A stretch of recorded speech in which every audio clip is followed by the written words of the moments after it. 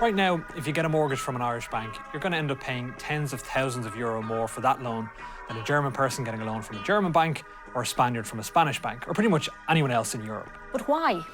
It's all euro. Are there good reasons why Irish home buyers are paying more? Or are we just being ripped off by banks? The average mortgage rate charge here is above 3%. Across other countries using the euro, the typical rate is less than 1.8%. So why are we paying so much more? It's worth breaking down how banks set their prices to try and get an idea of what you're paying for. The bottom line in all this is what's called the European Central Bank base interest rate. Every single euro comes from the ECB and has to first be borrowed from there before it gets to me or you. It's an ideal background for the European Central Bank to raise rates. The president of the European Central Bank was greeted as Santa Claus by borrowers across the Eurozone today. So the ECB will lend money to a bank and it'll attach its base interest rate as a fee.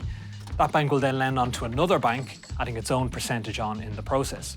That might happen a few times before any money gets into your account in the form of a mortgage. So those fees the banks are charging each other are built into the price before you get offered a deal. So you're paying that to start with, but so is everyone else across the Eurozone.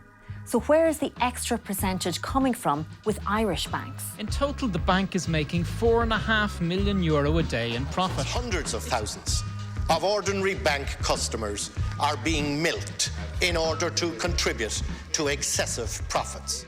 The banks often point to the hangover costs of the financial crash. There is no crash coming. I mean, the conditions for a crash are not there.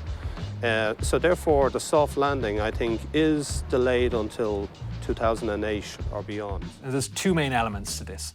The first is tracker mortgages. That's a type of loan they offered during the Celtic Tiger years.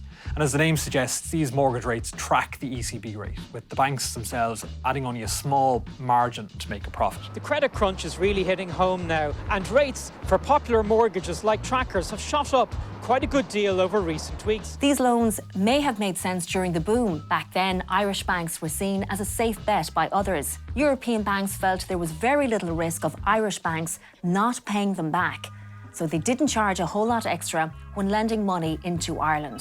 But after the economic crash, the reputation of Irish banking went through the floor. Why did you throw eggs at the chief executive?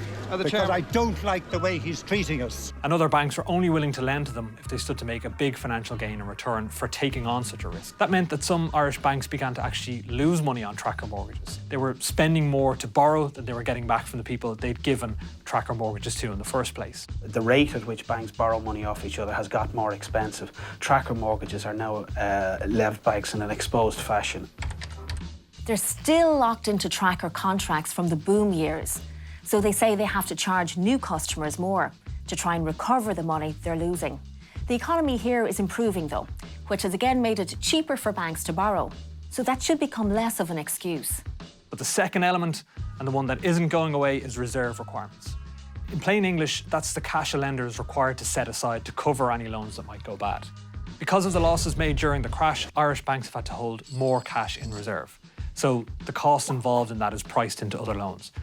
The banks say all of those add up, pushing up mortgage rates for you and me. But if mortgage rates here are high and the banks are struggling with the cost of the crash, you might wonder why other European banks haven't taken the opportunity to come here and undercut the locals. In any walk of life, a lack of competition tends to keep prices high, as there's not much incentive for the big players to cut their price.